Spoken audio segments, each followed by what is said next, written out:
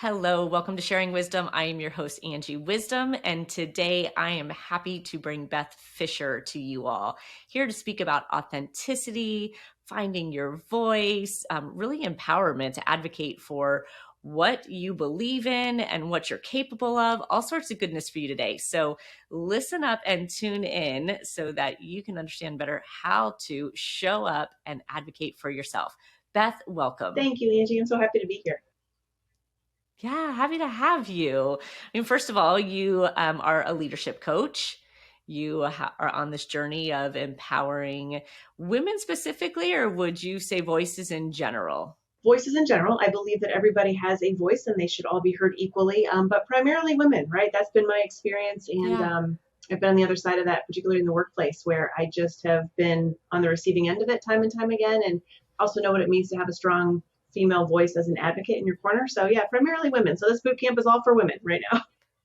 Yes, yes, I love it. I love it. And I think your story is interesting as far as what kind of prompted you to get into the space to help women have that voice. And you kind of were referred to or titled or, kind of named a few things when you were younger that led you to believe that you shouldn't have a voice and that you shouldn't speak up. Oh, exactly. Yeah. And I do fully believe that we're all made with giftings and skill sets. But when we're Mm-hmm. young, right, it's the people in our corner who either sort of foster those or try and explain to you perhaps why those giftings and skill sets are, quote, wrong. And I was a Mm, recipient of the latter primarily. I grew up in a really small mm, town, and every time I would question, and so that's been my journey. My journey has always been one of, well, who decided that that's the way it should be? I questioned everything, and it never came from a place of malice or ill intent. It came from a place of I don't understand, because my big picture mindset is always about being better, personal development, professional development, sort of winning and inspiration and sort of team dynamic camaraderie. I'm a big sentimental kind of mm-hmm. person, and I'm like, let's do this thing, whatever the thing is, let's do it together. And so when I was Yeah. growing up, I would always ask those questions. Well, if the goal, as an example, is to win the football game, and certain females can throw a spiral and certain boys can't, like, why can't girls play? Yeah. Always kind of like pushing the limits and challenging. Yes, although I didn't view it as I was a challenger how everybody else did. I was like, I don't mean to challenge or come across in a contrarian way. I'm just like, this doesn't make sense. Who can explain it to me better? Right. Yeah. And when I said challenging, that's what I meant, like to the person receiving it, right? Like it shuts them down quickly. Like, why are you always asking? Why are you always challenging? Can't you just do like what I say? Can't you just take it for what it is, you know? Yes, you're exactly right. That is exactly how it's always been received. And for a long time, it hurt. Right. At first, I continued to Mm-hmm. ask and ask and ask until I didn't feel included, and that became its own sort of first blush of trauma as a kid, right? Everybody, we just want to be Mm-hmm. included and have a sense of belonging and friends and acceptance. And I didn't feel those things because I was always asking those questions. And to your point, you're right. People were like, we're not going to answer her because enough already. Why are you Mm. continuing to ask? Why are you continuing to challenge? So I had a choice to make. And I don't know that I ever cognitively, like on purpose, made it. It just sort of evolved because I wanted friends. And I knew the way to do it was to get quieter. I Yeah. knew that I Yeah. had to stop pretty much being me, which was painful. But in that moment, I didn't know how painful it would be long term. It felt like the right answer in the moment because I started to be more included. I'm like, well, okay, I can be quieter. Sure. I can stop asking questions. I can not throw a football, if that's what it means to Yeah. have friends. Yeah, their survival skills really is what you're talking about. At that young age, it's like, oh my gosh, I'm not being included. So what do I need to do to be included? And it's just how you survive and you feel accepted and you feel loved. I mean, everyone has those at some point in time, but I think it's so interesting you bring up that kind of awareness around you have people that either foster, beliefs or people that kind of create these limiting ones for you, and it's so true, and I don't think that parents or teachers, the people you're around, have those ill will intentions, right? But it can be so true when you're the parent going, gosh, enough with the questions, or don't ask, don't challenge, whatever it may be. And I'm like, no, I was thinking, like, where does that come from? That's something so personal for the parent or the teacher, right? Exactly, exactly. And I think it comes from so many places. The older I get, the more I've developed empathy. for other people's perspectives. Mm-hmm. And I think when we're young, we're Sure. just so insulated and we just kind of know what we know. But I think in part that answer is it comes from their own upbringings, their own inner trauma Mm-hmm. that they've dealt with. Something I'm sure I was very triggering to some people.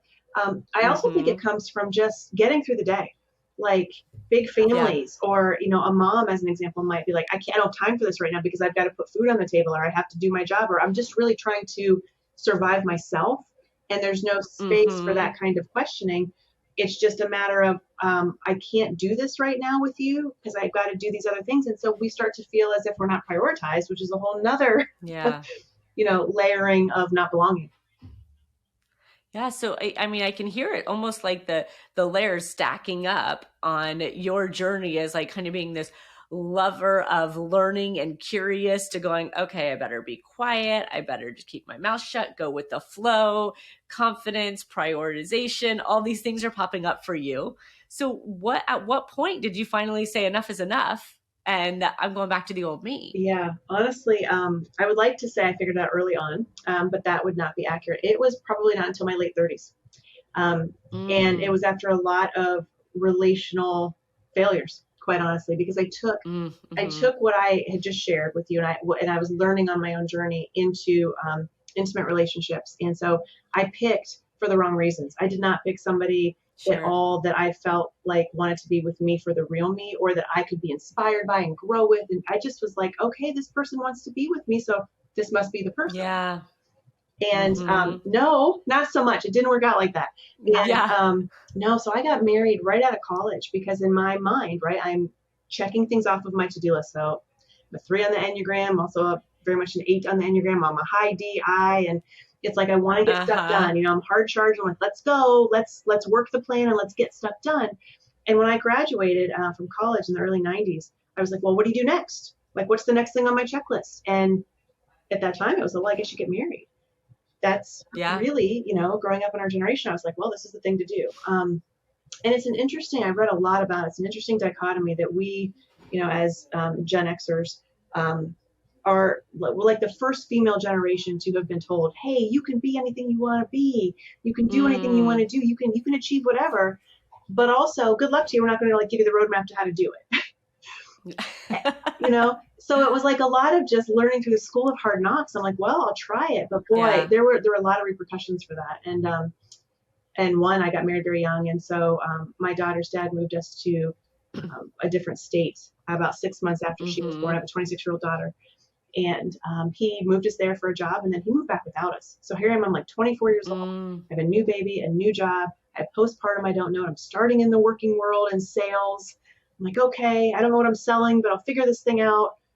I'm trying to do it all. I'm Mm-hmm. trying to be a mom. I'm trying to be a career person. I'm trying to be a good wife. And when he left us, I thought, well, I guess I'm failed with that last one. So in the middle of all that was when I was diagnosed with leukemia. And they're like, there's no cure for this. You're going to Mm. die. It was a whole Wow. situation of things that like continued to layer and I didn't see coming. And in my mind, somebody who was wired as an achiever, I really thought that was my punishment on some level for failing at a marriage. Hmm. So it Interesting. just Wow. continued to compound. And, I stayed in that career. I was in a corporate sales career for 25 years and loved it. I loved the people. I loved the process of improvement in businesses and organizations. And along the way, I really learned that I love being around strong women. And, Mm-hmm. there's especially in the working world, I see it frequently that women are either, as we talked about, very much advocates for one another and we're lifting each other up, or it's like this competitiveness, right? Yeah. It doesn't feel Yeah. like there's a lot of in between. Absolutely. Yeah, for sure. Well, take me back to, being strong for one. You kind of dropped in the fact that you were diagnosed with leukemia, like it was just this, minor thing Yeah, and sorry. passing Yeah, years. So take me back there, first of all. yeah. Were you at that moment when your husband had moved away and you were young and you had this newborn, this new job, you're diagnosed with leukemia? Were you strong at that point? I I went through, as I like to talk about it with people today, because I advocate for people who are just newly diagnosed. A bit of, hey, I'm still here. You can Mm-hmm. get through things. Um, I would say I was strong in moments and other moments not at all. I went through, I tell people, stages of grief all day long, like up and down a roller coaster. I was Sure. at first in denial, and then I was angry, and then I was like, okay, I this is happening. I can get through this. Um, So not 100% of the time, all the time, but I was determined. My strength Mm-hmm. wavered, but my determination never did, because I was determined that Olivia, my baby girl who hadn't even seen her second birthday, like, she's not going to grow up without a mom. I really want her to Mm-hmm. experience this relationship and this unconditional love that I have for her. I want her to be a strong woman in the world. I want next generation, right? And she's it for me. And I just really had this inner sense of I want to pour into her and help her hear the things that I never did growing up. Help her hear Yeah. that she matters and her intellect matters and her questioning is okay. So I really fought hard. I was determined. I became stronger as I knew that there was light at the end of that tunnel.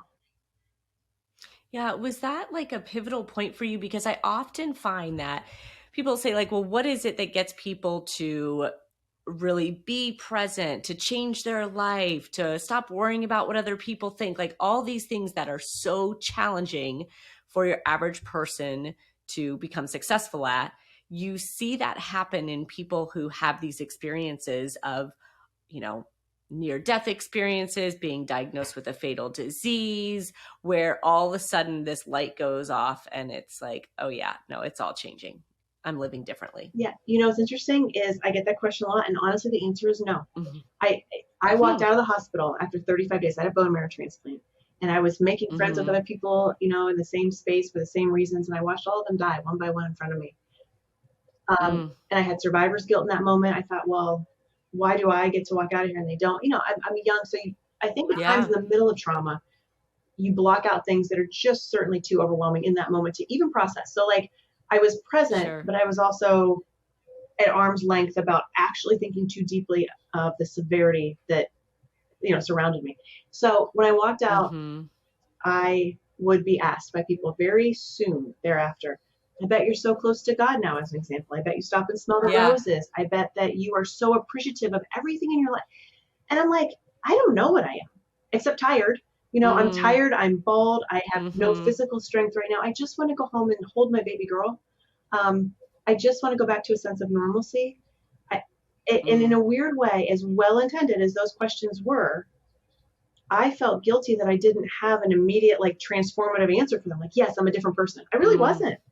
Yeah, I wasn't. I was just still a person who was trying to process what I had just been through. And I had no experience to pull from. I was like, I don't know how I'm supposed to sure. feel, but it was kind of rough. But here I am, and I'm just going to keep on going, So now, many years later, yes, it was the accumulation of all of my experiences and history and relationships and failures, quite honestly, that sort of came together. I would say my most pivotal moment was in my late 30s when I went through a second divorce. Mm. Okay. Sort of inexplicably. Didn't plan that one either, right? I mean, nobody really does. But Right. I got So what? remarried a month before my bone marrow transplant.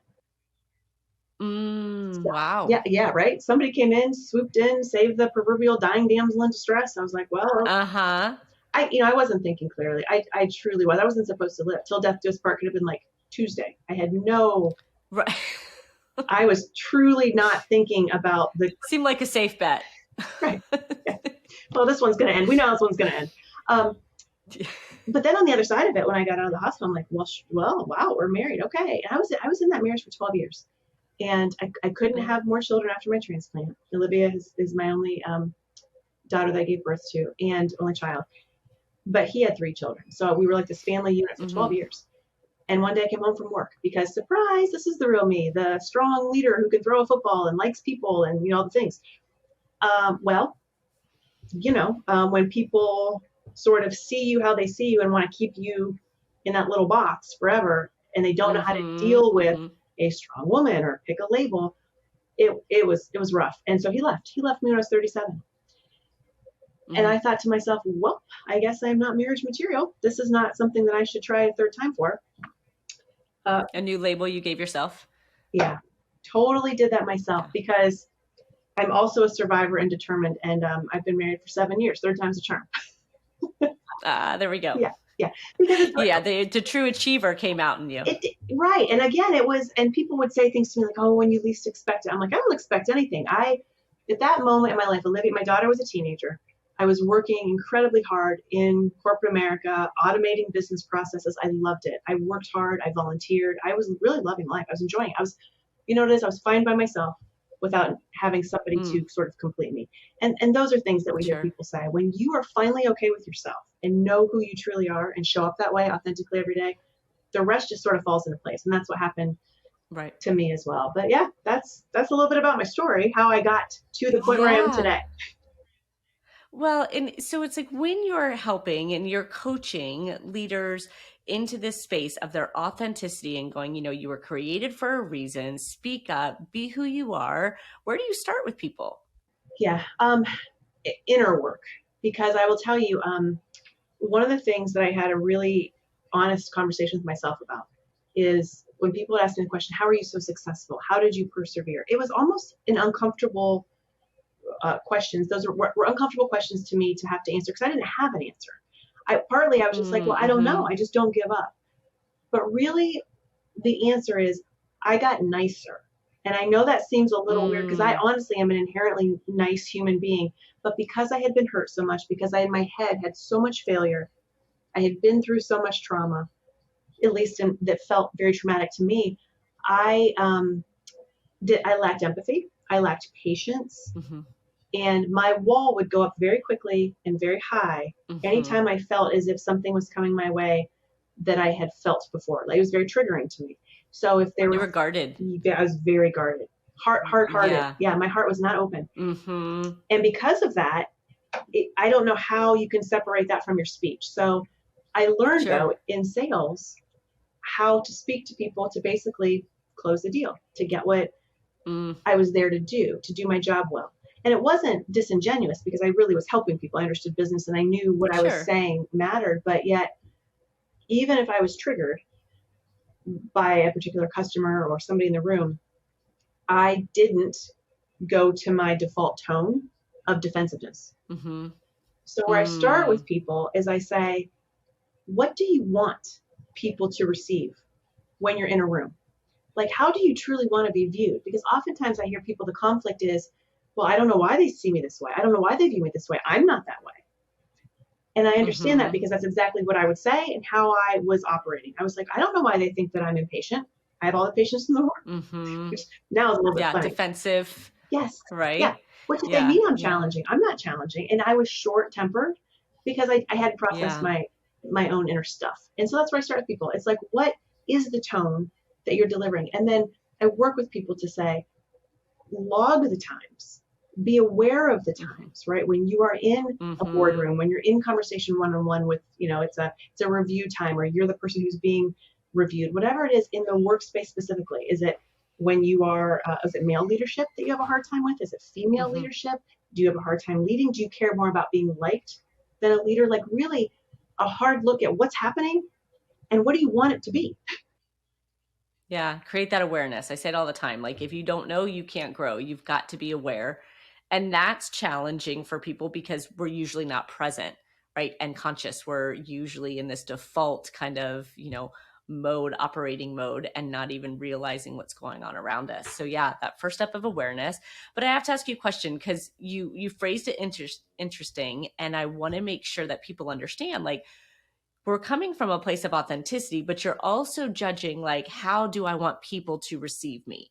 So where's the line there so that you're not like showing up as you think people want you to show up? Yeah, that's a really good question. And it's interesting. I'll tell you a quick story about, so my daughter, I mentioned she's 26 and she is starting out her Mm-hmm. career right now. And she'll say things to me like, Mom, why are these women so mean to me? I'm like, tell me more. and, and she said, well, Mm-hmm. I feel like they are watching me work really hard. And if I'm moving fast or I'm making them feel uncomfortable, I don't even know what I'm doing to make them feel that way. So what should I do? And I said, well, what do you think you should do? Right? I'm learning to ask her those questions instead of answering them right away. Yes. Yeah. And she said, well, I don't know, because when I'm nice to them, I feel like they think I'm being fake. So to your point.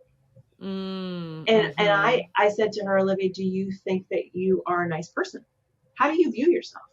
She said, I know I'm nice. And I Mm-hmm. said, do you think that your speech, the way that you're speaking to people, equals who you truly are? And she said, well, maybe not fully. And I think if we're honestly true to who we are and we're honest with ourselves in those moments, we can think we are a certain way. But then if we can step out of that and say, Mm-hmm. okay, I really fully believe I'm a nice, kind, empathetic person, does my tone match up to that? So it's really taking a hard look, because I never advocate for being, if you are truly somebody who is, let's just say, you're not a nice person, you don't want to be nice to people, you are an introvert who wants to be at home all day long by yourself, great, that's no problem, because I'm also a big advocate for, let's find the right seat on the bus for you in the right organization. So if that's, as an example, how you Mm-hmm. want to roll every day and show up, great. Maybe you could be a programmer. Maybe you can sit somewhere that makes sense to you away from people. But I think where people get themselves, especially in the workplace, into a big trick bag, a very unhappy sort of cycle, is when they want those things and they're in a role that doesn't allow them to be those things.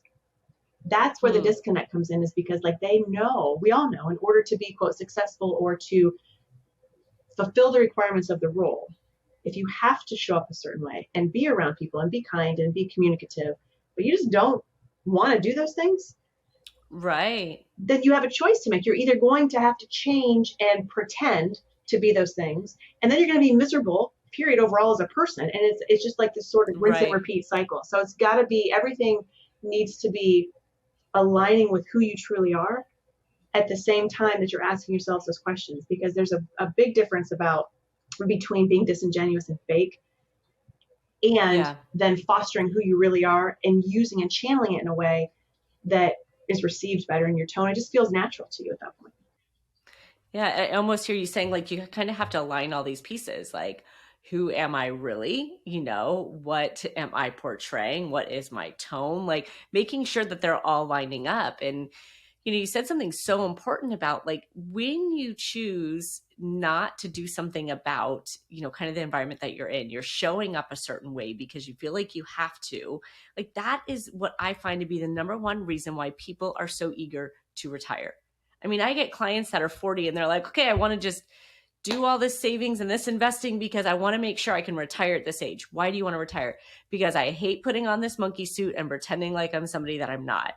And it's so amazing to me because you don't have to show up as somebody that you're not, but we believe in order to get the job done, in order to get people to like us, that we do. And I was stuck in that.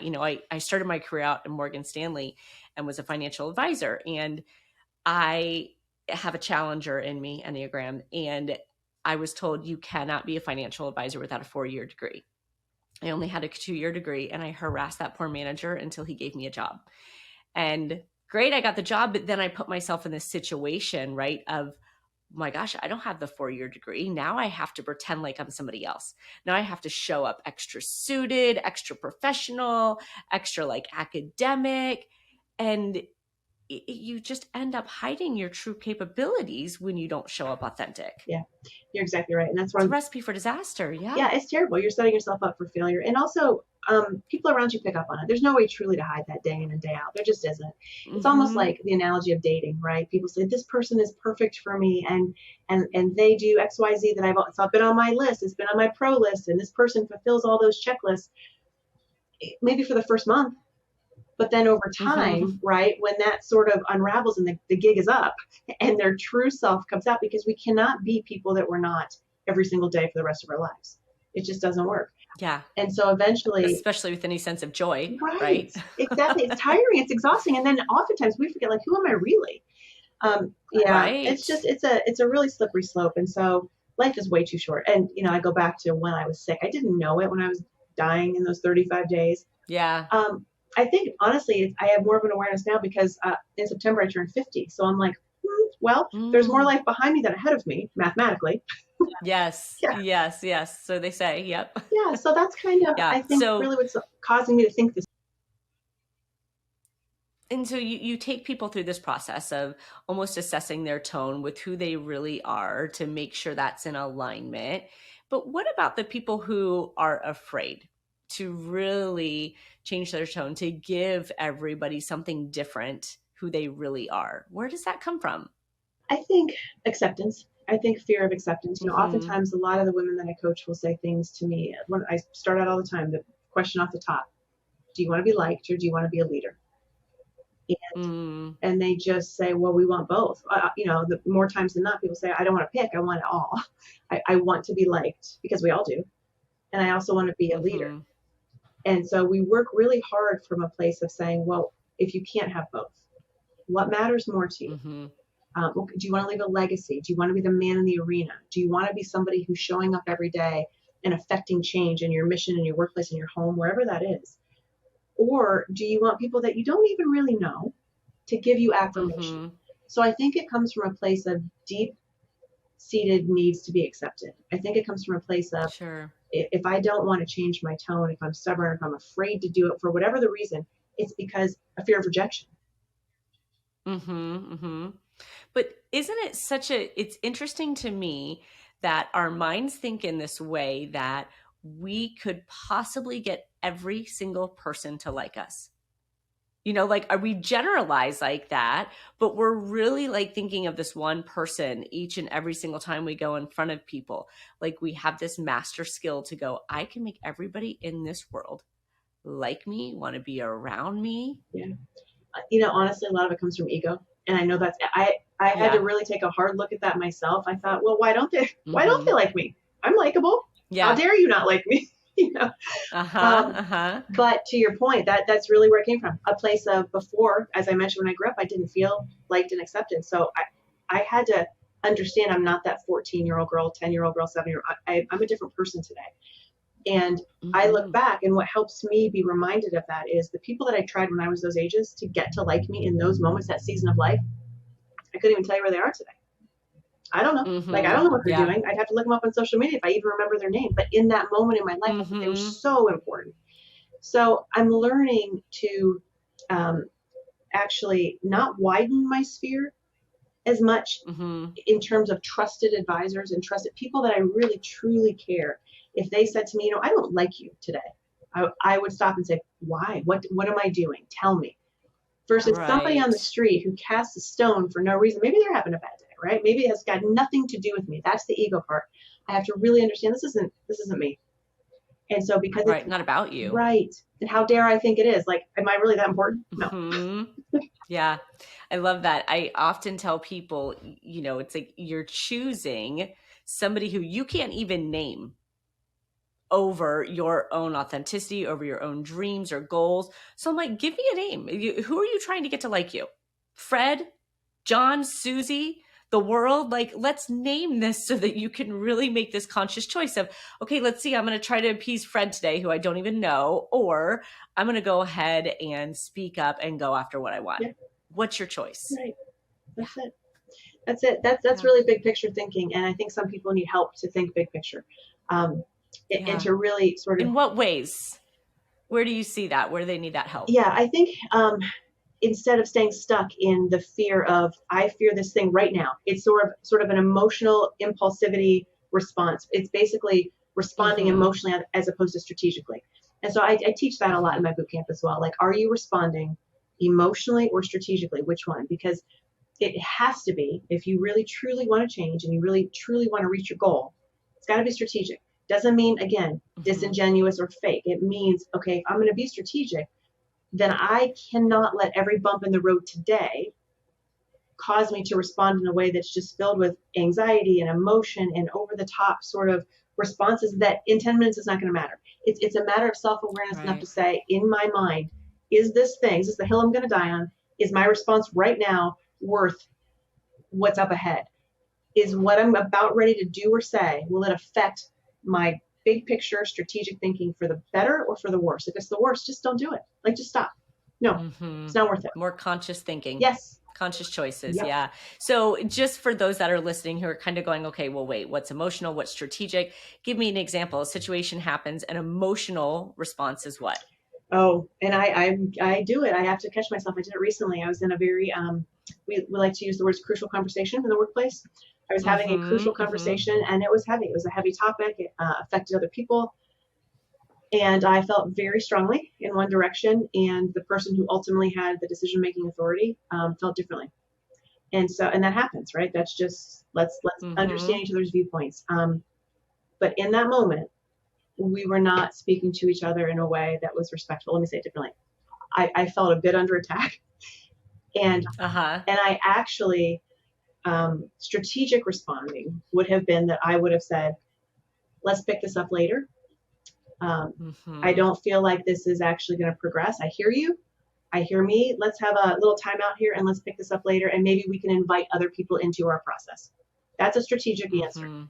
Instead, and I will tell you again, because I don't get this right all the time, uh, I I had tears and I had a tone that was not well Mm. received. And I will tell you, it made my stomach hurt in a way. Like I had a physical, visceral reaction to that because I thought, this Yeah. isn't me. And so it Mm-hmm. was a response from a place of frustration. I responded from a place of just complete and utter non-strategic thinking. It was all emotion. I could feel it well up inside me. And then it just came out and my tone was terrible, both as Yeah. I heard it coming out of my mouth and I couldn't catch it, and also the person who was hearing it. And again, no progress was made. So I'm like, and I apologize. I'm so Right. sorry. This was not me. And again, there's room for space and grace in the workplace and for forgiveness and for, Sure. reparations. We have to, we're human. We're going to mess up. But I knew not 5 minutes later, well, that was just a very emotional response. And strategically, I should handle that differently. Yeah. Well, you learned and you took kind of that knowledge and you'll use it going forward. But I love kind of what you said there about going, what I should have said. And you say it's a strategic response, but also this piece that I'm always telling people, you just pause. If you feel the emotion, just pause. And I joke about how like I used to lift up a finger to tell people like, hang on a second, and it was a signal to my own self of like, there's something going on here, and before I say something, before I do something, I just need to pause and let things move. And it's about Yeah, catching that emotion before you react. absolutely. And another thing that I say about that is, what's the why behind the why? Why do I want to Mm-hmm. respond this way? Not because I'm just not Mm-hmm. getting my way or getting this situation to move in the direction that I want it to go. Why am I so frustrated? And nine Mm-hmm. times out of Mm-hmm. 10, it's not because we're in misalignment or disagreement about the strategy. It's because it's triggering me a way that somebody in my past spoke to me. Somebody, Yeah. it's a triggering moment where somebody thought that I was dumb. I mean, we have all the microaggressions in the world as Yeah. women in the workplace. I mean, I think my personal favorite is, well, it's a good thing you're pretty because you're not very smart. Said out loud by a man. Right. And I did, right. And and I went, wow. It's hurtful Yeah. because I'm there to learn. I'm there to help the team. Remember, I'm a very Right. team camaraderie centric kind of person. So I'm like, why are you like just basically, it was a backhanded compliment. And it Yeah, didn't absolutely. feel good at all. I'm like, it has nothing to do with how I look. I want to be heard. I want my voice to be heard. I don't want to be seen because your eyes are subjective. I want to be heard for the intellect and the direction and the things that I know I can bring to the team effort of the Mm-hmm. mission of this organization. So important. And you know what I love too about those non-emotional responses is that usually when you have what you call that strategic response or you pause and you don't get that emotional reaction, what that person said or did usually sits with them. But when we have that emotional response and all of a sudden we take center stage and we dim down what they did, what they said, and now we're the lunatic, right? And so it's like, leave it, let him stay on the platform, then let her stay on the platform, whoever it is, like let them stay in the spotlight with what they said or they did so that there can be some space to grow around that. You're exactly right. I love that so much. And Yeah. I tell people too, a lot of women who say, I want to be a leader. And I say, you do not have to be the loudest voice in the room to be a leader. In fact, most leaders are not. Right. Because by definition, a leader lifts others up. I always want to hear other people's voices in the room. I shouldn't always, I'm sick of hearing me talk. I want to know what other people have to Mm-hmm. bring to this from their perspective because diversity is huge and different experiences are like, and how are we going to bring up the next generation if we don't understand their Mm-hmm. fears and concerns? It's a very different world today in 2023 than it was, growing up in the late 80s and early 90s. Absolutely. So I love all this work that you do, helping these women find their voice, their authenticity, even your branding, right? Like changing your tone. Love all that. So, who is that right for? Who comes to you and what do they really want out of it in being in your boot camp, being in your program, working with you? Yeah, women actually, and I would say it's more of it's not only instruction and sort of direction in terms of how to overcome and achieve the things that we just got done talking about, but it's also support. It's a movement of women. So it is primarily women like my daughter's age who are mid-20s, starting out in their careers, who say, I'm feeling like I'm not included. And I don't understand why when I go to work every day and I took this job and this is my career trajectory, I feel as if maybe I have been thinking about this wrong, like this wasn't what I expected, or I don't know what to do to continue to grow in my professional development because I got here and I'm like hitting my head up against a brick wall that I didn't even know existed. So that's one sort of grouping of females that come into the boot camp. And then another are like mid-career level, mid-managers sort of who say, I want to understand how to become a C-level. I want to know how to climb the proverbial corporate ladder. And here's what I'm dealing with. And then women like me, I've been in the workforce for 30 plus years. And people who are saying, you know what, I am now an empty nester. I want to give back. I want to mentor. I want to bring up the next generation. And I want to say, these are things that I've learned along the way. And so we're just this big collaboration of women who bring a lot of different voices and a lot of different experience. And people all the time, my favorite thing is when we all nod in affirmation and laugh like you did earlier when I shared that story with you, because it's like, yes, we've all heard a variation of that. And so it's a matter of sharing, of being a supportive group of women who say, have you tried this? Have you thought about that? But also there's a structure. So it's an 8-week course. It starts actually April 14th. I do it twice a year, one in the spring and one in the fall. So the spring cohort is about to kick off. And the first week is basically the whole structure and the whole lesson. So we've got, workbooks and things that we do. And then the second week, I love that the most because I've given people sort of takeaways. And then that second week is an open Q&A forum. And people are like, real world example. This is what I'm dealing with in the workforce right now at my place of employment. What should I do? So important to have those real situations to dialogue on and work through, because that's really where you can put the process or the system or the knowledge to real life and see how it works. I love that. So you're giving people, this space, which is the first thing that came to my mind is like, what a proactive approach. Instead of 20 years down the road, 30 years down the road going, gosh, this has been, a horrible run. I'm not myself. I'm never advocating. You're working with some of these people who are early on and going, I want to kind of arm myself and know how to show up as my best self first and start off that way instead of waiting until I run into that wall and then coming to you. Absolutely. I always want to be the person that I never had. Yeah. Oh, I love that. That made my heart a little soft right there. Thank you. See, I've learned empathy and kindness over the course of my journey. I can't even imagine you not being nice in that phase of yours that you spoke about. Yeah.